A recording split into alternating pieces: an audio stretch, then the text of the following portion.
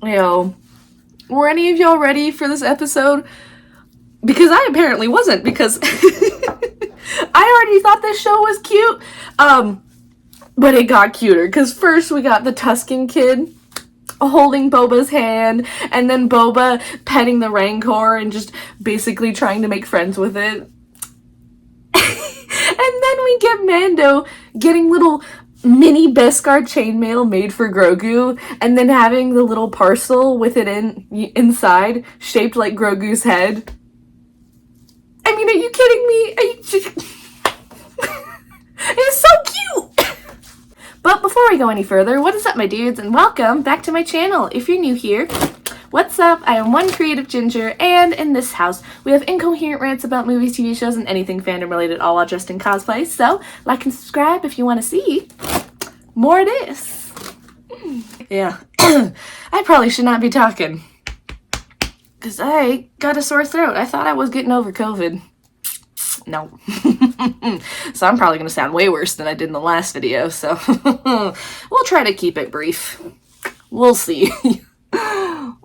So before I do the recap, I do want to say this. Boba and Mando, they're not on the same path. Because I've been hearing people saying that Mando is better or more interesting than Boba, and technically speaking, they are right, but that's only because Mando has had 2 whole ass seasons on his show. Boba has only had 4, technically, because he wasn't in this episode.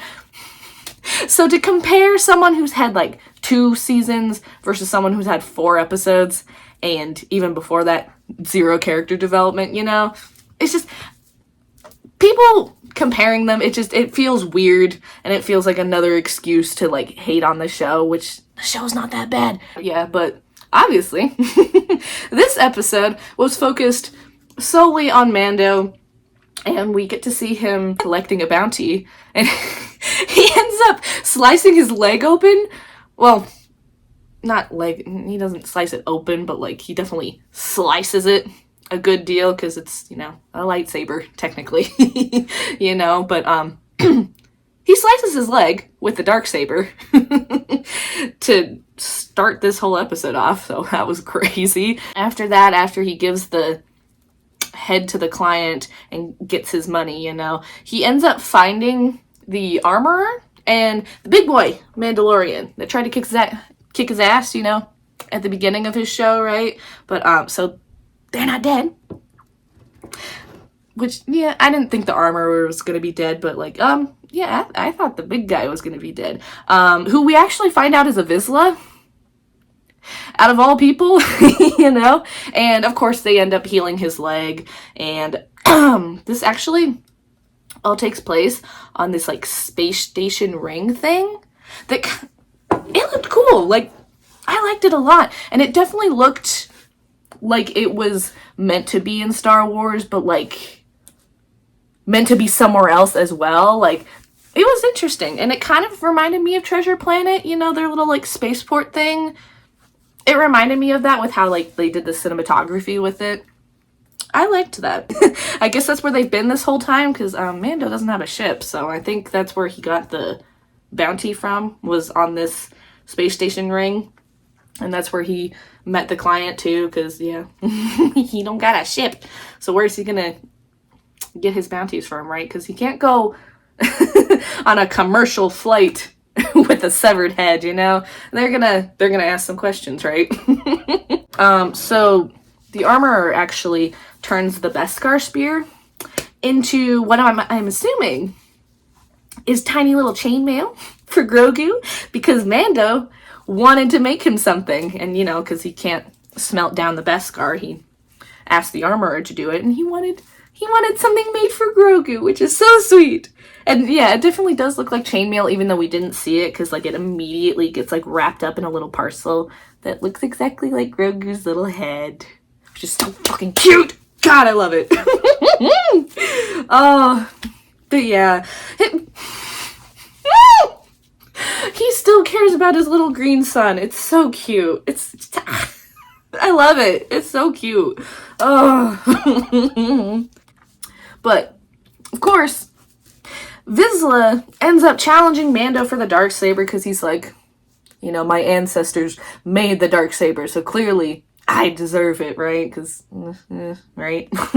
Of course, Mando ends up beating his ass, but unfortunately gets disowned in the process by their whole, like, cult thing, which, but, yeah, he has to reveal that he removed his helmet, people saw his face, and of course the armorer is just like, get the fuck out. You're not one of ours anymore. Or you're not a Mandalorian anymore, even though, right? But, yeah, I do like the armorer. I think she's cool, but she pissed me off in this episode.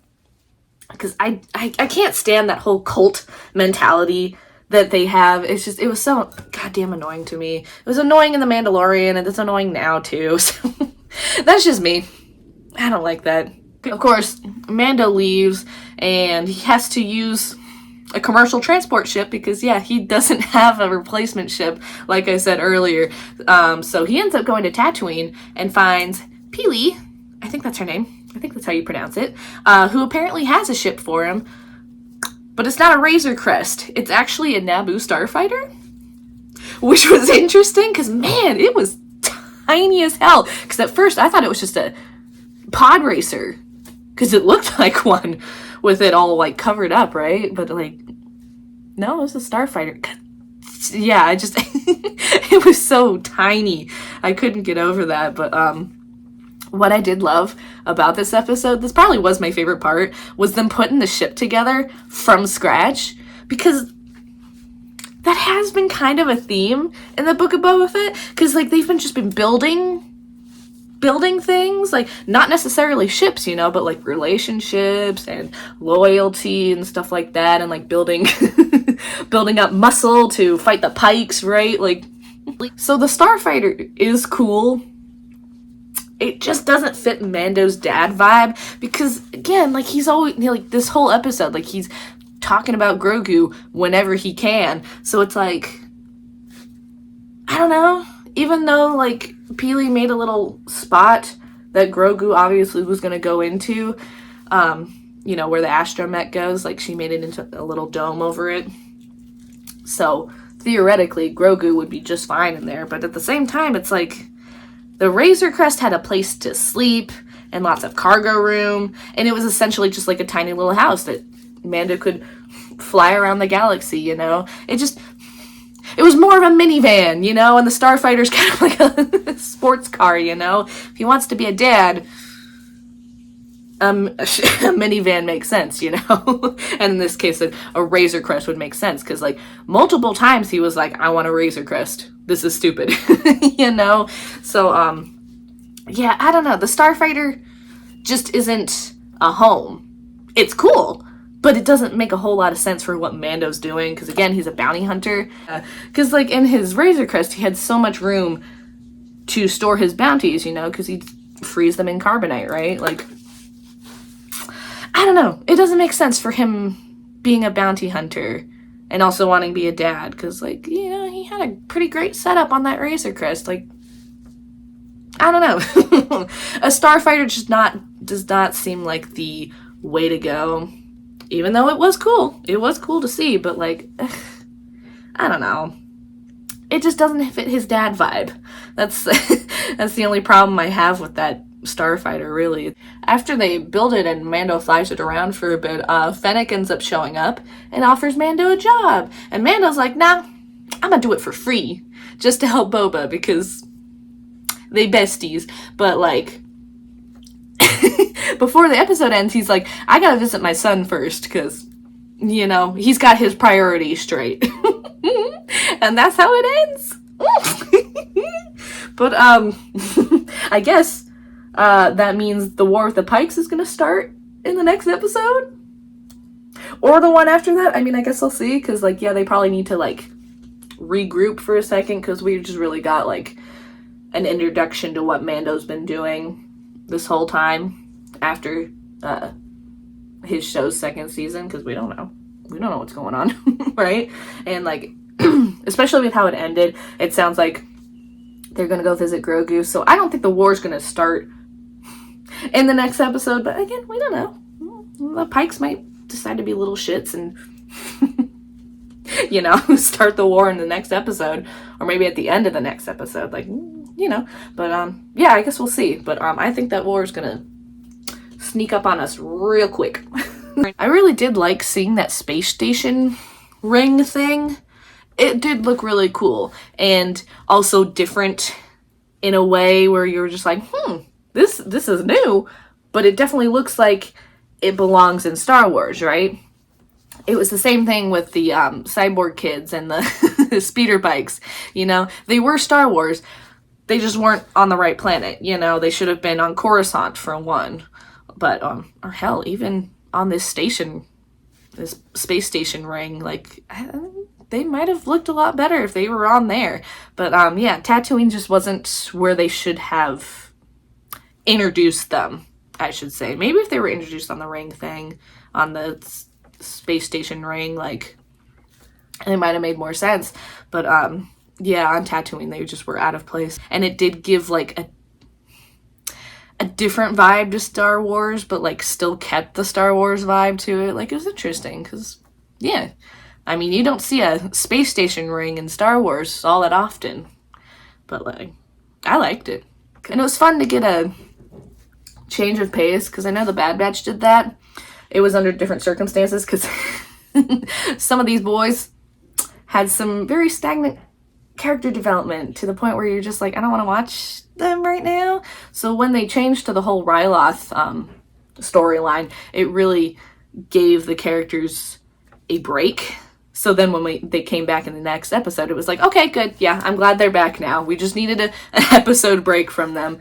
I don't think that's what they did. Like, that's not the vibe I get from this. But, like, it's definitely a thing that Star Wars has done before, where they'll take the main character, put them on a back seat, and then focus on someone else. But in a way that it still drives the plot. You just need to know what the hell Mando's been doing this whole time. Like, we don't need to know what Boba's been doing right now. Like, we already know what he's doing.